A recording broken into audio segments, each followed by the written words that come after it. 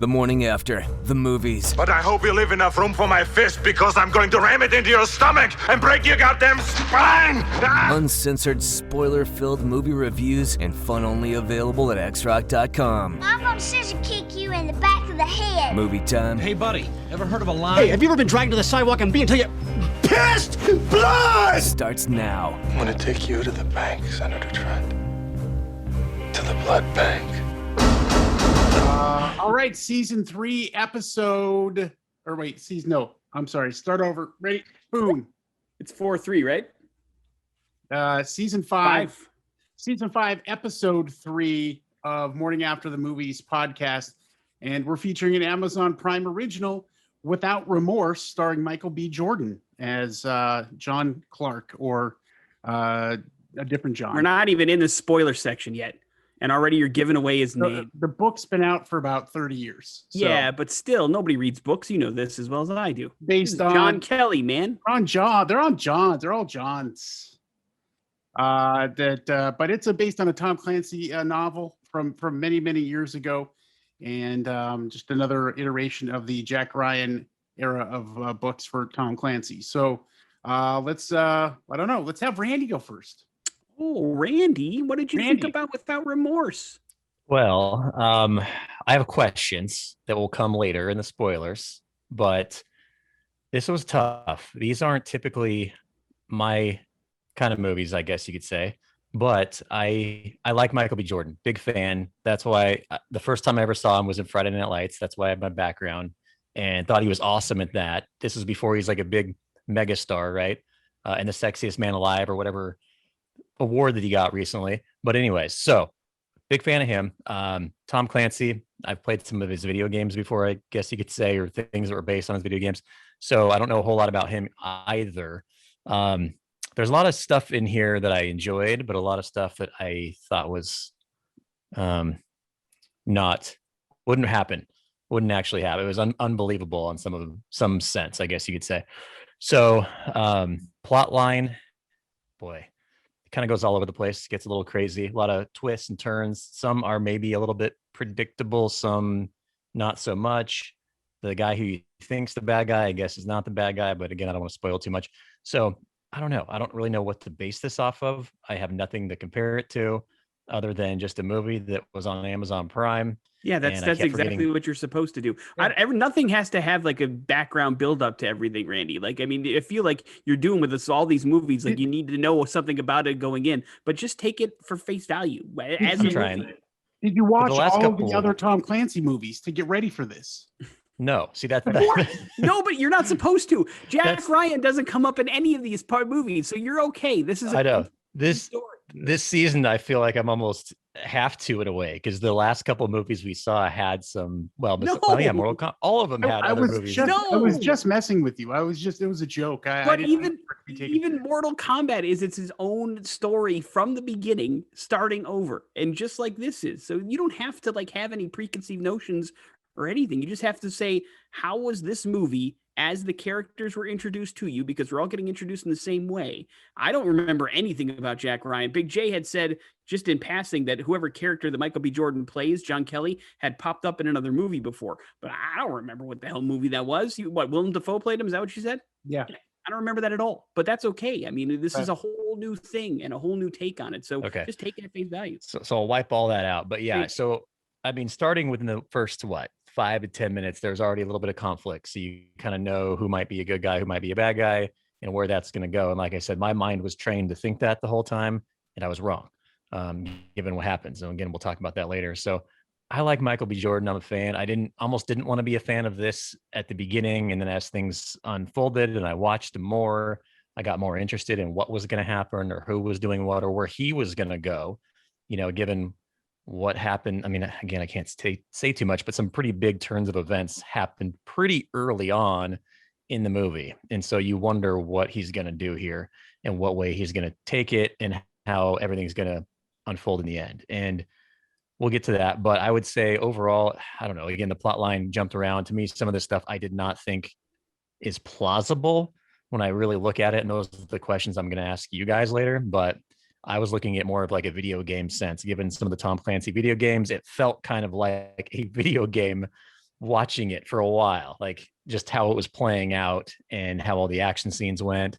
But if we're going like letter grade on this, man, it's tough because I like certain aspects of it. Love Michael B. Jordan. I'm gonna go with like a C- on this. He really loves Michael B. Jordan.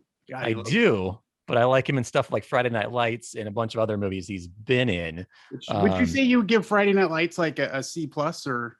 No, I'd give Friday Night Lights an A plus. I love that series. I just wanted. But that's where he kind of that's the first time I ever saw him, or I think a lot of people saw him on screen. He came in like season 3 or somewhere. Yeah, I was gonna say because he wasn't the star of Friday Night Lights, right? He was just kind of like a dude on it, wasn't he? No, he became later on in later seasons. He became as like the main guy, the main coach shifted teams and all that stuff. He was on a different team than what was in the beginning, and he was like the star of the team. But wasn't like Taylor Kirch the star of Friday Night Lights? He was one of That's them. his Yes. show. Yeah. Right. Yes, one of them, and the dude who ended up being one of the cops in LA's Finest. I know Big J hates, or one of you guys hates that series, but he was the main quarterback at the beginning, and then it became Michael B. Jordan along the way. It's been years since I've seen it, but he did become a star in the later seasons, and in those, I thought he was fantastic. Didn't know who he was. I just thought he played a great role in those movies. His character was awesome. Then as I started to see him pop up in movies along the way and became this bona fide movie star, I thought it was really cool to see where he came, to now. And so I'm a fan. So it's hard to approach some of these movies with like not really caring about the plot line or what the movie is when you like the people in it. So I think I've rated movies before based on the character, the actual actors, more so than I have the movie itself. Because like I said on this, I didn't love the plot, but I do like at least Michael B. Jordan in it. So that's probably what evens it out to like a C for me, C-. That's what Hollywood wants you to do, by the way. This is why people get cast in things so that you watch them for the character and not the actual plot line, and you just follow around. So if Michael B. Jordan wasn't in this and it was William Dafoe, what are we talking about here? What are you giving it? Probably in the D, lower D range. If it's like an actor I didn't really like. Big face reaction. But yeah, now I want to know what your guys' grades are, because I never know with you guys, like which way it's going to go. Either you're going to love it or hate it. Like I was shocked when you didn't like Godzilla and Kong. I thought that was kind of up your alley, and it wasn't at all. So I just never know where you're going to land. We're wild cards, man. We're unpredictable. Yeah. We're going to give a C to everything except for something that reminds you of something that you saw in the 90s. And even then it's questionable. So I'll go next here. How about that? Okay. And so, I've seen a lot of, I guess, criticism about this movie going in. So I wasn't sure, how I was going to feel about it. And unlike you, Randy, I don't, and Nick probably, I don't really judge movies based on the plots or any of that thing. I go kind of like, hey, how does this emotionally make me feel? Like that's the thing I want out of a movie, is the human emotion and contact thing. And so the beginning of this movie, I was like, I don't know. I don't really think that, I'm going to be able to get into a place where I care about what's going on here. And so the opening parts of this movie just kind of didn't grip me. And then I finally started to come around and started to enjoy some of the performances for sure. Jodie Turner-Smith, who plays Karen Greer, the commander of his SEAL team, I thought was spectacular and awesome. I thought Michael B. Jordan was great. I thought the guy who played Ritter was good. So I kind of got locked into that. And as the movie started to flow and get moving a little bit, obviously, kind of had an idea of what was happening, just based on some of Tom Clancy's novels. So, but the interesting thing here is this is very different from the book itself. And, the characters or whatever, I thought kind of started to get flushed out a little bit, but I really felt like, man, this reminds me of like a late 80s and 90s action movie. There's just a lot of action, and some of the stuff doesn't make total sense, and you can kind of see what's coming, but it's got that there were some moments, we'll talk about them in spoilers, where I'm like, yeah, that's a little silly. But that's kind of what you had in that era of action movies. And so I started to kind of appreciate it for that as well. So when I got down to it, I'm like, man, I near the end, I was like, I was really into what was going on. And I felt like I really got there in an emotional way and felt for what was going on with Michael B. Jordan's character. And the kind of the situation that he was in, I felt bad and for him and just didn't know what was going to happen. So I thought it was a fun ride. I didn't mind that it was a short ride too. It was only, I think, an hour and 30 minutes. if that's so. Hour and 40. Yeah. Hour and 40 minutes. So I give this a B plus for me, especially when the fact that it's on Amazon Prime and you didn't have to pay anything for it. You're already paying for Prime. I mean, it's good entertainment. And me personally, I hope get to see Michael B. Jordan take another shot at John Clark, or Kelly, or whoever you want to call him. So that's kind of where I came out on the movie. Yeah, you're right. That actress who played his boss, Mike Conn, that actress who played his boss was phenomenal. You're right about that. She was so good. She was great. And yeah. Well, I can talk more about some of that stuff in the spoiler section.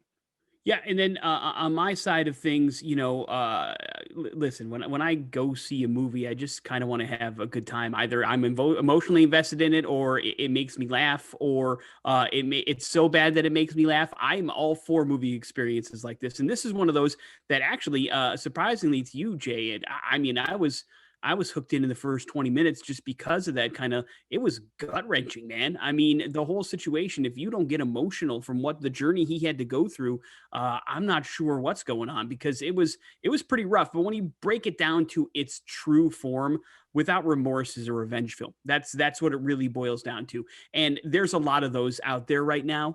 And that's what could probably make this one, if you compare it. I haven't seen like Nobody, but I mean, also a revenge film. John Wick is one of the biggest revenge film franchises out there. I mean, revenge films are fairly in right now. And so that's when you hold it up to that particular mirror, I'm not sure how it does. But, the Tom Clancy world, you could strip away Tom Clancy from this for as far as I'm concerned, because I don't know anything about that kind of stuff. I mean, I saw the Harrison Ford, Jack Ryan movies, but I didn't see the Ben Affleck one. I didn't see the Chris Pine one. So I'm not like a Clancy head. And I played The Division, and I tried to play Ghost Recon, and that's about it. So I'm not super into it. I just had to enjoy this. And listen, I'm all in on Michael B. Jordan. You can put him in whatever you want to put him in, and I'll probably watch him because he is fantastic. He brings levity, he brings emotion, he brings talent, he brings gravitas, he brings, he commands the screen. He's ripped. The dude looks like he could actually kick your ass if he wanted to, and he also looks like he could be emotional if he wants to. He's got some range, and so I like this movie very much. Not as much as Jay. What? Go ahead. Looks like a great lover. Yeah, he could really get down, I bet. Yeah. And obviously he looks like he would be a great dad. And so there's all these things that tie into this particular movie. And so it is one of those where I enjoyed it. You're right. It also at its heart is an action film. And I think that's kind of what they were going for. Although in different kind of style, like this seemed to be more long form action scenes and going for the realistic kind of close contact stuff and realistic military experience action scenes, as opposed to, as many, RPGs as possible kind of action scenes and explosions. So I kind of dug that as well. But I thought they did a pretty good job. It looked good to me. The cast was great, as previously mentioned, which we'll get into a little bit in these spoiler sections. But overall, I would recommend it, especially considering, you can't see this one in the movie theaters, even if you wanted to. It's only available on your TV, and I think it's worth your hour and 40 minutes. And I enjoyed it very much. I'm going to give it a B- though, because I think it's got some work to do, and maybe we'll see some of that. But overall, I think Without Remorse is worth watching for sure. Spoiler ahead! Spoiler! Spoiler alert. Spoiler alert! We're going ballistic, man. Go get him. So we're in the B section, and then Randy, he'll change that here by the end, I'm sure. No, I'm sticking to a hard C. Okay, all right. So spoiler alerts. Not that I guess we could be spoiling it for somebody out there. Oh, we're gonna spoil this movie. Oh yeah, you better believe it. I'll start. The first spoiler that I wrote down was call sign Randy, baby. That was the call sign for the guy they rescued at the very beginning of the movie. Call sign Randy. So it was nice to have a Randy shout out. And I'm surprised he didn't go up just at least half a grade because of that, Randy. You got your name in the movie. You're in the movie, bro. Yeah. I did not love the beginning of it. Really? What? Now, why not? I don't know. Some of these movies take a while for me to sort of, kind of like Jay saying he wasn't emotionally invested. It took a while to get to that point until once I knew it was going to be a revenge thing, and I was actually rooting for the revenge, because you put yourself in his shoes. How are you going to feel? You're going to want to get revenge on everybody. And so that I was waiting like for. His wife died 45 minutes into the movie. It was 10 minutes in. I mean, I'm just talking about the opening scene. Opening scene, any kind of fight scene. I'm like, okay, here we go. It's going to be a long, drawn out type of thing. But it didn't. It turned around pretty quick. Once it became with the intruders and all that stuff, then I was more into it. Like, okay, what's going to happen now? But just that opening scene I was not stoked. Yeah, I mean, and maybe the time that I had mentioned that I was, having some difficulty getting in is that first mission that they were on. It really just felt flat to me until he gets back, and you kind of started to get a sense of who he was as a character in the helicopter after that, and being angry with Ritter over the whole situation, and you kind of got it. But I just felt that's hit flat, and then it started to once we go into his family life, then that's when I started to be like, okay, I kind of see the characters and what they care about and who they are. So, it was at that point that I'm like, okay, I'm getting a little more interested in this. I wish that they had maybe done this a little reverse, and started out with him in the middle of kind of maybe even fighting for his life through some of this, and then flashing back to show us why he's doing it. But that was just, it would have been a cool movie technique. But I mean, other than that, that's kind of like, I felt like that first mission part was a little flat for me anyways. What do you same. And let me say that about the first mission, because it kind of ties into one of the issues I had about the movie. I mean, while we talk about the bad guy isn't the bad guy, I don't think that's our fault, because I mean, the movie tries real hard to set Ritter up as the bad guy at the beginning, and there's no real reason for him to do his face turn halfway through the movie. I mean, he's legitimately lying to this group of soldiers about who they're going in to kill and who they're going to kidnap, and then he legitimately to their face tells them that he doesn't care what they think, and he knows that it's his actions that gets these people killed. So he is a bad guy. I don't understand what made him turn things around halfway through. That feels like something that maybe ended up on the cutting room floor or something like that. Well, yeah, maybe, or why he turned. Maybe he didn't. Maybe he's just he following orders kind of thing. Yeah, and I think that's ultimately probably what. But he seemed to enjoy the first part of that, I guess, is what I'm saying. Do you know what I mean? It's one thing to follow orders, is another thing to be a dick about it, and he was pretty much a dick about it. Well, even at the end, when Michael B. Jordan's character says, "I was wrong about you," I was even thinking, were you though? Like, were you wrong? Right. Well, kind of. I think a couple things. One is that the guy, let's see, Jamie Bell, who played Ritter, I think he was playing him as a very cynical CIA analyst operator kind of person, and so that's why I think he wasn't invested emotionally in the SEAL team and their guys, because he's cynical. He's been through all this before, and it's just like, listen, it could be you, it could be another team, it doesn't matter. The job's got to get done, etc. And then of course, in the world of Tom Clancy, like, Ritter is kind of a bad guy. He pops up in a couple other in the Clear and Present Danger movie where he's not the good guy. So who knows what comes of him down the road if they continue on this path. We'll see how that is. But but I can definitely understand why you would feel that way, I guess. What do you think the timeline for this movie was? Like, just the revenge part, because they kind of, they do like the 3 months after the mission. That's when his poor wife and unborn child are killed. But, to me, I feel like after his injuries and being on life support and not sure critical condition, he's not bouncing right back up. I mean, it looked like he still had some injuries he was overcoming, but he was clearly in rehab. So it feels like it took a while for him to kind of get on his feet, right? They actually give you the exact timeline of how this goes down. How did I miss it? Okay. At the end of the movie, The Funeral, it shows when she dies, because they're buried together. Okay. Yeah. And then so it shows when she dies and when he dies, and it gives the dates. I didn't even look at that. She died in July, now I can't remember. I think she died in July, and then he ended up dying in September of the same year. 3 months. Yeah. Okay. Yeah, it seems like he'd take a little bit longer to rehab. But I mean, he clearly was still a little bit banged up. But I was just like, man, I would think that it would take a while to get your ass out of that hospital bed before you were able to kick some ass again and choke a guy out with your leg, considering you couldn't walk, 2 months ago. But listen, Michael B. Jordan's a specimen. I don't doubt him at all. He could probably fly by the end of the year if we gave him a chance to do so. So I'm all in. They sped up the rehab for sure. But the thing I had a hard time believing, though, is him getting out of that building in Russia. I mean, getting through all those obstacles, it was like somebody online on like GTA 5 with a cheat code just got through everything. I was like, there's no way he comes out of I had an issue with the response time as well. Like if there were bombs and snipers and all that, there'd be way more police there and they'd be there much, much faster. I agree. I don't think he's getting out. It is Russia.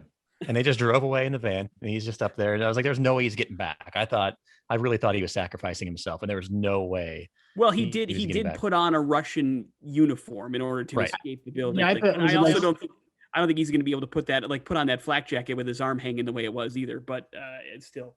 I thought it was a great ode to the professional myself. So, but and that's the thing too, that this whole thing is based off of a, I don't know, 80s trope, if you ask me, of trying to, set up a war between Russia and America.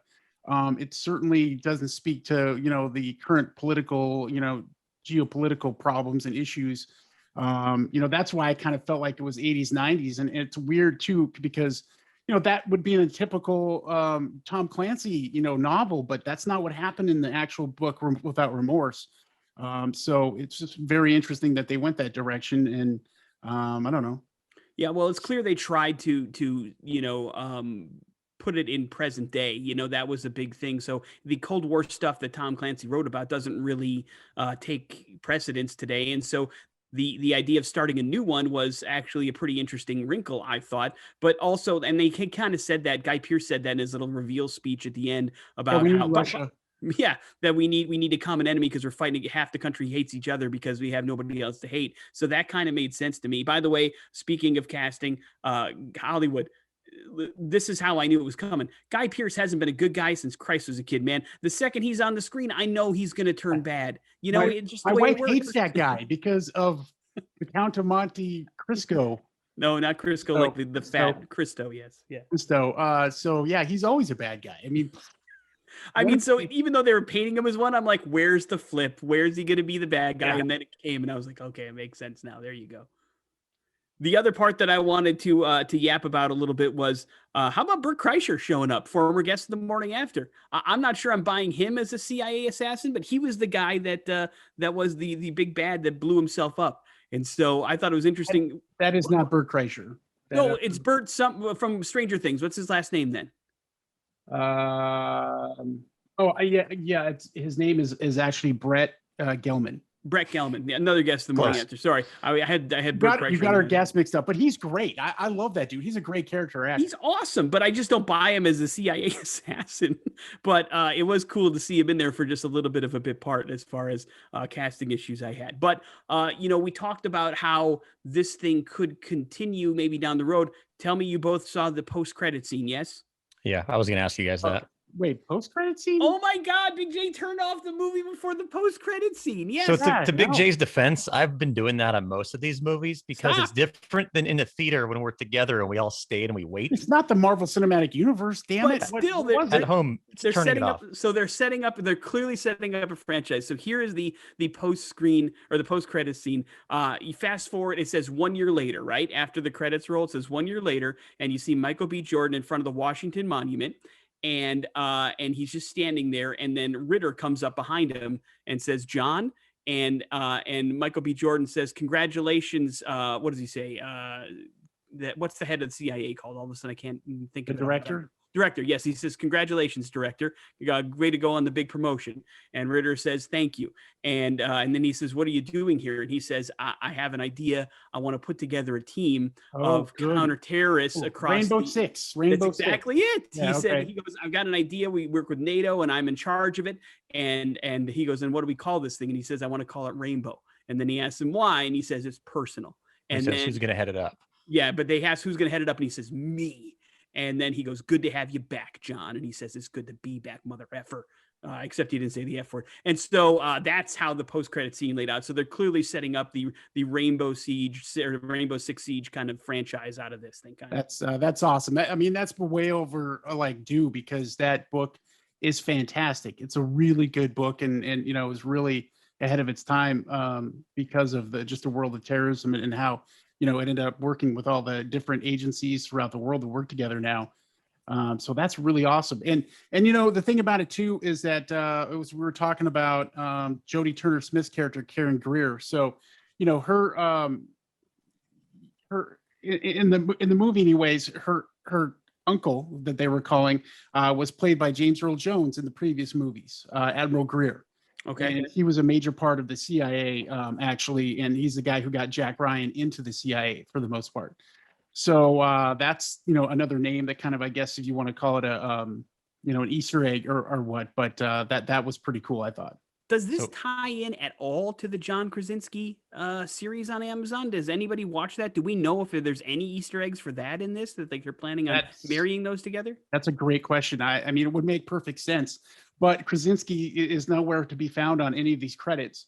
As far as producing or whatnot, because I think but I'm just wondering if there are other characters involved in that show that maybe were involved in this that I don't recognize. Because I watched a couple episodes of Jack Ryan and I just didn't get into it.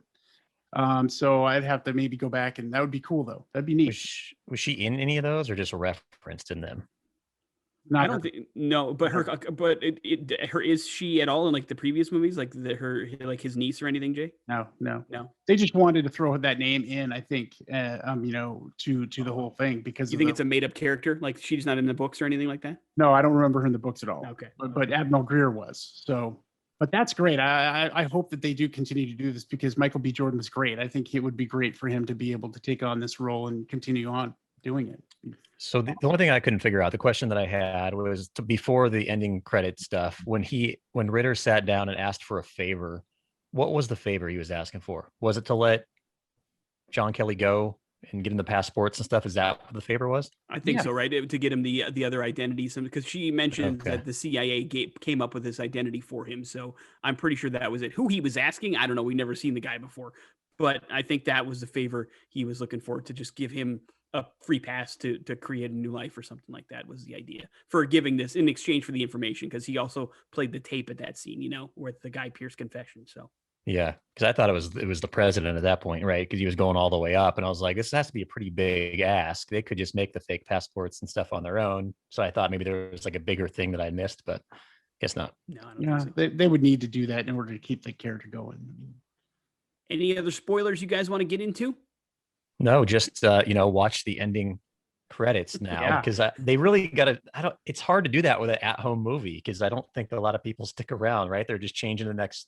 We all should be kind of used to that. Like, I'm actually kind of surprised at this point if it's a big tentpole movie and there's not something after the credits. So I'll always fast forward at least to look. And Amazon gives you a nice little preview window at the bottom so you can kind of see. So I just clicked forward until I saw another picture and I was like, ooh, here we go. And so that's what I did. I don't watch them in real time. I can't expect, they expect you to do that. So no. But you should. Everybody should, just in case. If it's a big tentpole movie. I mean, if you're watching, something part 2, probably a good idea. Or a Mortal Kombat, probably a good idea, even though they didn't have anything this time. But still, it's probably good practice. I did look for Mortal Kombat to see if there was one. That's what happens. You get burned once, and then you're like, no way it's going to happen again. Never even thought about it. Cool. I'm going to check it out. All right. Beautiful. Does that bump up the grade a little bit because they're setting up a franchise, Big J? No. Still B+. Son of a bitch. How about you, Randy? Now that you understand it and we explained it to you like a 2-year-old, do you like it a little bit better? No, I'm sticking like a stubborn 2-year-old. I'm sticking to my grade. Here's the ultimate question. Did you fall asleep? No, I have not. What's crazy about this? I've not fallen asleep during any of these lights that we've watched so far. What's that? Because the lights are on. Well, I don't have those really comfy chairs either that recline and they're heated and all that, And we're also not seeing them at 7:00 at night, where Randy's bedtime either. After a long day of double duty at jobs, yes. Yes. Well, beautiful. We got ourselves a mid-level winner, I would say, for Without Remorse. Randy's given everything a C these days, so you can discount his opinion if you want. Big J and I say it's worth a watch. And listen, if you got Amazon Prime, it ain't costing anything but time. So check it out for yourself, and let's support Michael B. Jordan in every movie that's ever made. We haven't talked about what's next. Do we know what the next episode of the Morning After the Movies podcast is going to be? I don't know. I don't know. Is it Black Widow? God, I hope something comes out before Black Widow, but there's something on HBO Max coming that we might be able to tackle and mess around with. So we'll see. Either way, it won't be long before you hear from us again. Make sure you click the like button, click subscribe, download, do everything you can to make us a part of your podcast, fun and regular listening experience. We always appreciate your time. Randy, we appreciate you looking like a Force ghost. That's always awesome as well. Thank you for hanging out with us on Morning After the Movies. We'll talk to you soon. And see.